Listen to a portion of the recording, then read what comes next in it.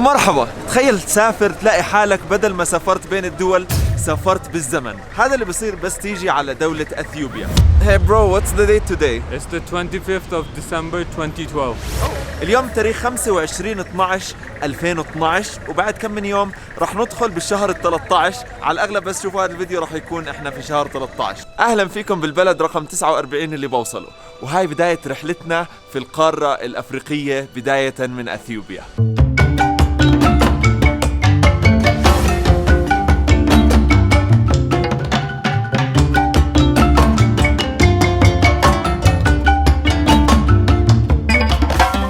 أثيوبيا دولة إلها نظام الوقت الخاص فيها، حتى الوقت عندهم مختلف عن الوقت عندنا. الساعات عندهم بتبدأ من شروق الشمس، يعني الصبح بتكون الساعة 1 بدل ما تكون 6. السبب إنه أثيوبيا متأخرة 7 سنوات عن التقويم الميلادي اللي إحنا متعودين عليه، إنه التاريخ هون بتبع لتقويم قبطي مصري قديم. هذا التقويم يختلف مع التقويم الميلادي بتحديد سنة ميلاد سيدنا المسيح، عشان هيك بدأوا تقويمهم من سنة 7 ميلادي. والغريب بالتقويم تبعهم إنه عندهم 13 شهر مش 12. السبب إنه بكل شهر عندهم في 30 يوم، بالتالي نهاية الشهر ال12 بيكون ضايل 5 أيام عشان يكملوا السنة اللي هي 365 يوم. فعملوا شهر رقم 13 وحطوا فيه 5 أيام فقط. What time is it? It's 9 o'clock 9 o'clock in the afternoon. It's 3 with me. وهيك بعد ما تعرفنا على التوقيت الأثيوبي، خليني أخذكم لفة سريعة في العاصمة أديس أبابا.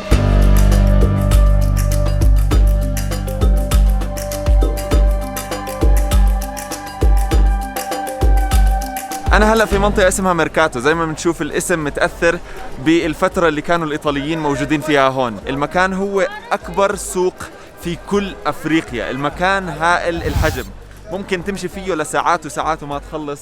ببيعوا فيه كل إشي، فيه البهارات، الملابس، الخضار، كل شيء كل شيء. وخبص المكان قد ما في ناس مش طبيعي بضلوا يخبطوا فيك. يا دوب في مكان تمشي ببعض الأماكن. السوق اللي احنا فيه جدا خطير، الكل عم بحذرني انتبه من الحرامية، ممكن يمسكوا الموبايل ولا الكاميرا من ايدك ويضلوا هاربين. فعم بحاول قدر المستطاع امسك الكاميرا زي كأني ماسك ابني الصغير.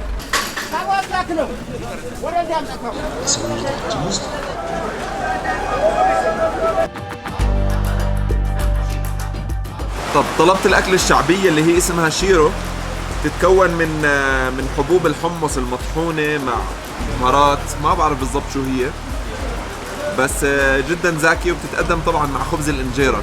وطلبت معها عصير افوكادو، واضح الافوكادو جدا منتشر هون وسعره رخيص. طب دخلت على محل، هذا حلوة ما شاء الله، هذا حلوة 700. هذا ركز 700 يا 700 هذا ركز دو كوتن نايس كوتن وان. طب دخلت على محل بدي اشتري لي اشي هيك لبس شعبي، لقيت هذا شايفين؟ انا مصطفى انا اصلي حبشي. اصلك حبشي؟ ايوه انت من الحبشة؟ انا مش حبشي.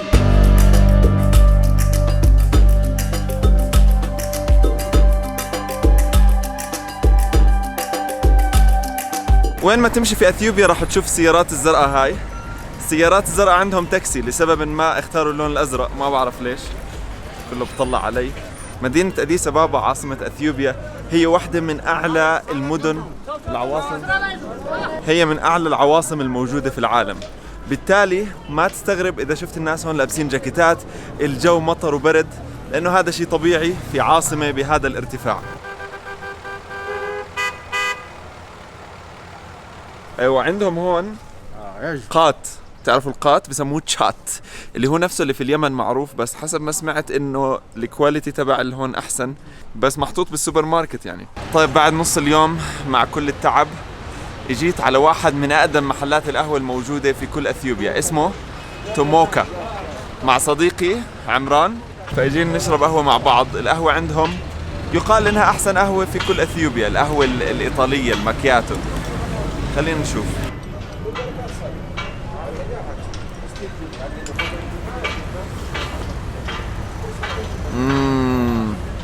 الله على القهوة يا أخي، بدون القهوة كيف بدنا نعيش احنا؟ هلا الواحد بصحصح وبروح بيعرف يكمل الفيديو.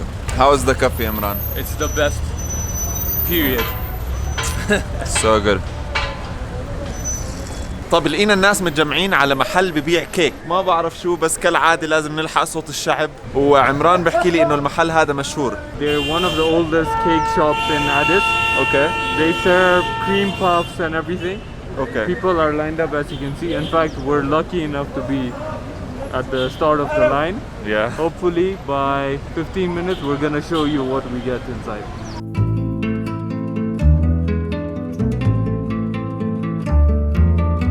نزل الكيك. الواضح انه في تأثير ايطالي كبير في هذا البلد. في عنا الميركاتو اللي كنا فيها الصبح، المكان اللي احنا هلا فيه اسمه بياتزا، وهذا المحل ببيع كيك ايطالي. اها.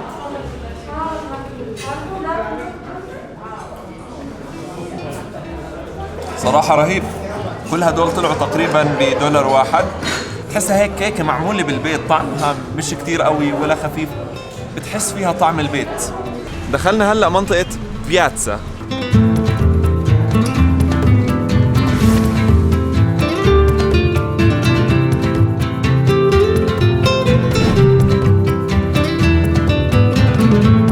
هاي المنطقة كل المباني اللي فيها تعتبر من المباني جدا القديمة في أديس أبابا. هو هذا الشارع تقريبا هو الشارع الأهم في هاي المنطقة، بنشوف فيه أغلبها عمارات قديمة. حلو لما تطلع من الشوارع الرئيسية وتدخل في الزقق الصغيرة، بتشوف هيك بيوت العشوائية، بتحس إنك طلعت من المدينة اللي نوعا ما متحضرة ودخلت في مدينة قديمة. بس بدك تتأكد إنك ما تبعد كتير في هاي الزقق لأنه خطر.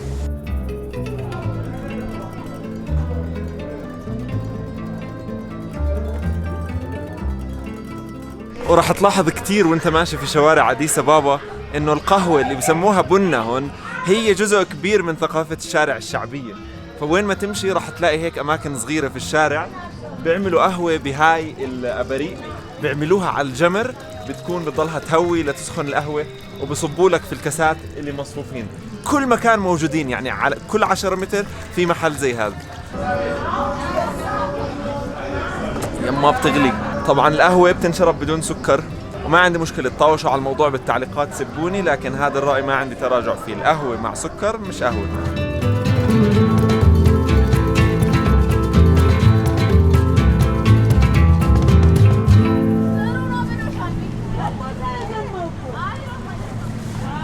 جينا عند عمي أبو عمران، عمو مزهر، عندهم السموسة سمبوسك وكاس شاي على السريع. هذا شاي سليماني يا حبيبي.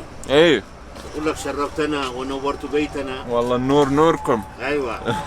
طيب الدنيا بلشت تليل في أديس أبابا، الساعة تقريبا 6:30 وقت الغروب اللي هو فعليا الساعة 12 في توقيت أثيوبيا. خلينا نرجع على الجست هاوس اللي أنا نازل فيه، وهناك بنختم الفيديو. يلا. ورجعنا على الجست هاوس. هذا كان فيديو اليوم، حبيت بس اخذكم لفة بسيطة في أديس أبابا. ترقبوا الفيديوهات الجاي. كثر الله أسفاركم. سلام. مرحبا، أنا ابن حتوتة. إذا عجبكم الفيديو اعملوا شير واشتركوا في القناة عشان تتابعوا رحلتي حول العالم.